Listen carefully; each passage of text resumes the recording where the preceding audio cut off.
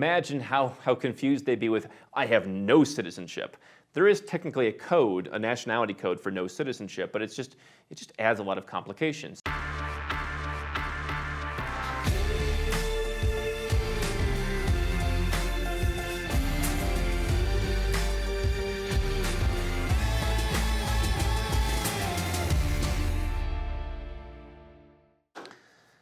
All right, here we are. Ask the Nomad. I am Sid Nomad, Andrew Henderson from Nomad Capitalist. Welcome. In today's show, we're joined by Nina, who works with us in our business affairs. Welcome, Nina. Thank you, Andrew. So we're going to go through some questions that you folks sent in, some questions that we cherry-picked from comments, and we want to go through these questions. So let's dive right into it. We're going to spend about an hour. Nina, what is the first question? We have two similar questions. The first one is from John and the second one is from Marcus. It goes, I was just reading something that you said you had to have a passport for somewhere else before they would renounce your citizenship. How do you go about that inexpensively? What if you want to renounce your U.S. citizenship but can't afford to get a citizenship elsewhere? Right, so this is a situation, first of all, if you're looking to live overseas as an expat, if you're looking to legally reduce your taxes, if you're looking to build your freedom, citizenship renunciation may not be what you necessarily need to do. For most folks, they choose to keep their current citizenship, and renunciation is not really an option. One thing people from Canada, Australia, etc. tell me is, if they have wealth to invest in a second citizenship, they say, let me have a second passport just in case my country ever gets totally crazy on tax. They impose a wealth tax. They start chasing me down for everything I've got. I want to have a second passport that I can renounce. So there's a difference in that insurance policy. On the other hand, there are some U.S. citizens who would like to renounce for any number of reasons, sometimes financial, sometimes otherwise.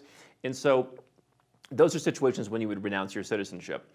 But understand, the vast majority of people who do the stuff we talk about here, lower taxes, more freedom, et cetera, growing your wealth faster, you don't need to renounce. Now, if you want to renounce your citizenship, and in this case, John and Marcus are asking about U.S. citizenship, do you need another passport to renounce? Technically, no.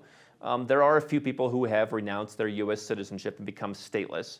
I find that kind of interesting in the sense of when you're stateless, your travel is limited. And so I think in theory, most embassies would let you renounce and become stateless. It's not really like they're not really supposed to forbid you from doing that. They may really frown on it, but people do it. And so if you don't have a residential status in the country, you're just kind of like stuck there, and then where would they deport you? I think that a lot of other countries, if you were a Peruvian renouncing in the United States, they wouldn't just let you stay there forever. So it's interesting from that perspective. But you do generally want a second passport. There are people who have become stateless, but it's really ill-advised because of the aforementioned limitations on travel. There are certain travel documents you can get as a stateless person. It's a lot more headaches. If you think, in my situation as a former U.S. citizen, if you look at I go to countries and they see, born in the USA. I go to banks and they see born in the USA, and they're like, but you're an American. And I say, no, their heads explode. They can't even fathom it. So, imagine if their heads explode talking about, giving up a citizenship. Imagine how confused they'd be with, I have no citizenship. There is technically a code, a nationality code for no citizenship, but it just adds a lot of complications. So you probably want to get a second passport if you're going to renounce. That's what I would really advise. I think that's what a lot of folks would advise. How do you go about doing that? Well, we have a video, ways to get a second passport. You can invest in one, citizenship by investment. It takes a matter of months. The downside is he said he wanted a cheap passport. It costs a lot. It's $100,000 plus fees, but it's quick. If you have Ancestry, you can get a passport through Ancestry. Some countries it's quick. We've done a lot of different countries, from Ireland, UK, Portugal, Lithuania, Israel, New Zealand. We've done Mexico. We've gone through and done Panama. We've gone through and done a lot of different countries. Some are pretty slow. I helped a guy get an Italian passport. It took him years. So if the goal is to renounce tomorrow, that's going to be a challenge. But if you've got a parent, grandparent, great-grandparent from a country that had another citizenship. Like if your great-grandparent is Italian, you may be able to get that. It may not be fast, but it's going to be pretty cheap.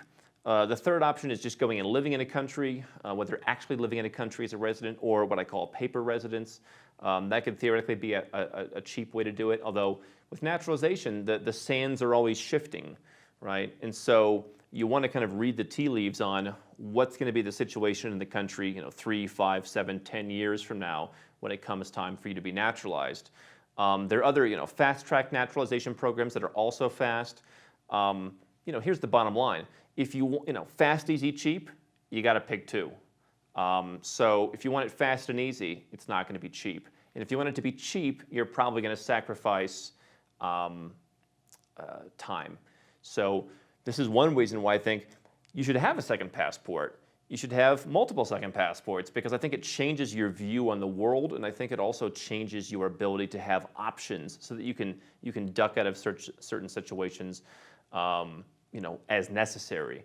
So if you get the passport set up now, and you need them 5 years ago, you'll be better off rather than waiting 5 years, being in a hurry, and then needing to spend more money to get the job done. So, as with anything in life, it's more difficult when you don't have as much money. Hi, I'm Andrew Henderson from Nomad Capitalist. I wrote this book, which you can find on Amazon, to distill a lot of the stuff we talk about in these videos and a lot of the stuff I've learned over the last decade plus traveling all around the world, teaching you about how to legally reduce your taxes, build your personal freedom, and create wealth faster. Definitely get a copy of this book if you want to learn more. Now, if you want to watch more videos, make sure you subscribe to our channel and make sure you click the notifications bell so you never miss one of our new videos with more tips on how to go where you're treated best. And if you're already a 6- or 7-figure entrepreneur and you'd like to put these strategies in place for yourself, go to nomadcapitalist.com and learn about how I can help you.